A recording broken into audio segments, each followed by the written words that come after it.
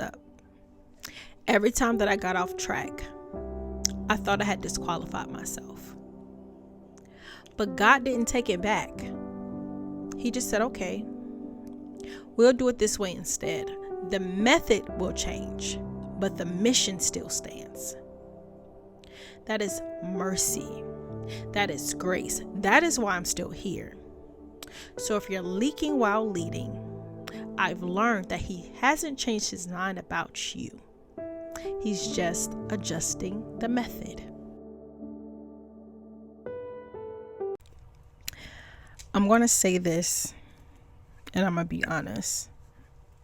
Nobody told me, nobody tells you that your purpose can feel like punishment. That walking in your calling can feel like you're being tied down, hog-tied to an altar, all because you just want to obey the only one who never lets you down. And let me be real, I truly believe my yes, my first yes, came from trauma. It came from the little girl in me who didn't feel big enough, who didn't feel seen enough, who didn't feel good enough. So when I finally got to a grown age, I thought maybe if I said yes loud enough, bold enough, obedient enough, it would prove that the inward me had finally matured. Because up until this point, I was still moving through life like a wounded 16-year-old girl. I was like that during motherhood, relationships. I was surviving. I was bleeding. When prophecies came forth, I stood there not because I understood the assignment, not because I carried clarity. It was because the girl in me finally thought that I will finally be seen. I will finally be placed in a predicament, in a situation where I belong. But let me tell you something. Obedience can feel like you're bleeding, especially when you don't even understand why you're saying yes in the first place. Especially when the yes is rooted in pain and not purpose. I wasn't trained in church, but the image that I had of God was that He was my superhero. He was my genie in a bottle. So I thought if I followed His will, if I did what He told me to do, then surely I'll finally get the reward that I wanted. What I wanted in life was very simple. And this right here, this platform, this visibility, this calling, whatever you want to name it, this wasn't what I asked for. I'm doing it out of obedience now because I understand. But the yes back then, my yes was a survival response. All I wanted was the very thing that I couldn't have growing up. And I thought if I gave God a solid yes, if I built the brand, if I built the business, if I walked in all these prophecies, that everything that I lost, all the pain, all the grief, would finally make sense. I thought it would be that thing that made losing my mom, losing my first child, losing myself, I thought it would make it worth it, but it didn't. And instead of feeling fulfilled, I ended up right back not fitting in. I didn't fit in church. I didn't fit in at home, not around my family. And I really thought walking in my purpose would give me that place, that circle. I thought it would make me feel like I had my people, but it did not. And I was left feeling like my younger self again. And then I thought about Moses. And as we think about Moses, and even if you haven't read all the chapters, I want you to hear me very well. Moses didn't have a podcast. He didn't have spiritual courses, prophetic confirmation. All he had was God telling him to go. And Moses had every reason to say no. He didn't feel qualified. He said, I can't speak. He tried to disqualify himself, and God didn't argue with him. He just said, I'll adjust the method. He said, I'll send you Aaron, but Moses, the mission is still yours.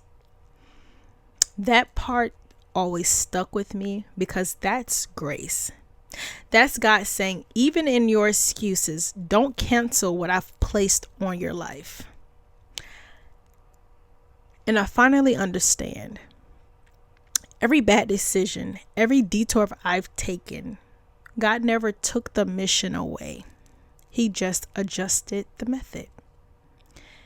That's the grace and the mercy that carries you through seasons where you're still leaking, you're still limping, you're still unsure. My pastor once said, if you don't pray for anything else, pray for grace and pray for mercy. Because that's what helps you make it to purpose when discipline runs out. When your discipleship runs out. And I felt that. I want to ask you something. What is your mission? Not your platform, not your followers, not your aesthetics, not what do you do. What is your actual assignment? Because your purpose will expose your patterns. It'll show you who you are when nobody is clapping. It'll confront you in areas where your yes was built on performance and not conviction. I still wake up some days. God, I don't want this. God, why me? Why now? Do you know how much I've messed up? I'm not praying 24/7.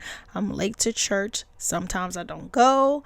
I'm raising kids. I'm answering emails. I'm building something out of dust for the sake of my children. I'm trying to survive and surrender all at the same time.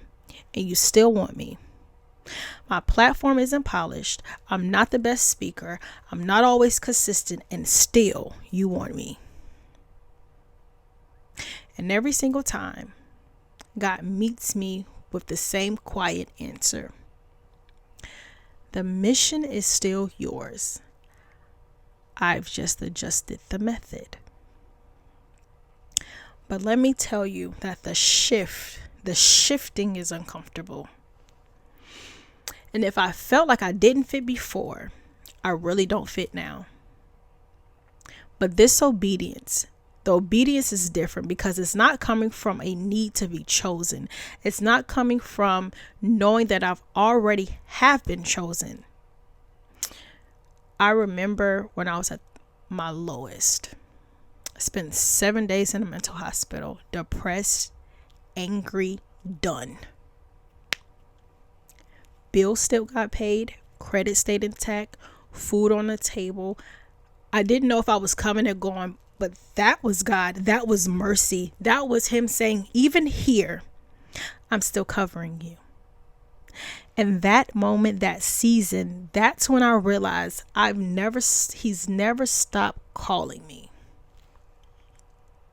He just waited until I could hear Him clearly. That depression, that darkness, that was my inner child crying out. Tired of being ignored, tired of being strong, tired of carrying the weight she never asked to hold. And I was doing all of this while raising 3 kids, while healing the version of me that I never got a chance to explore. And still God said to me,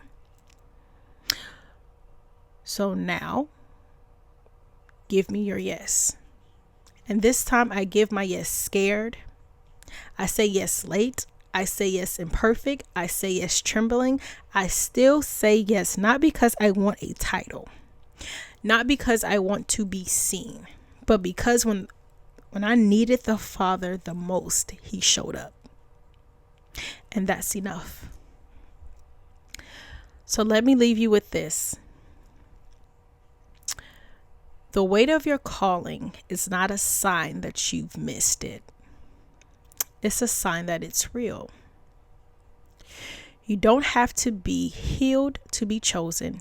You don't have to be loud to be anointed. You don't have to fit to be called. God didn't change His mind. He's just adjusting the method. So say yes again. But this time, say it from a place of truth. Say it with healing in your voice. Say it with boundaries. Say it for legacy. Say it for the little girl in you who never got to feel safe. And for the grown woman in you who finally understands that this oil really cost. I'm Kay, and I'll see you back for a part 3.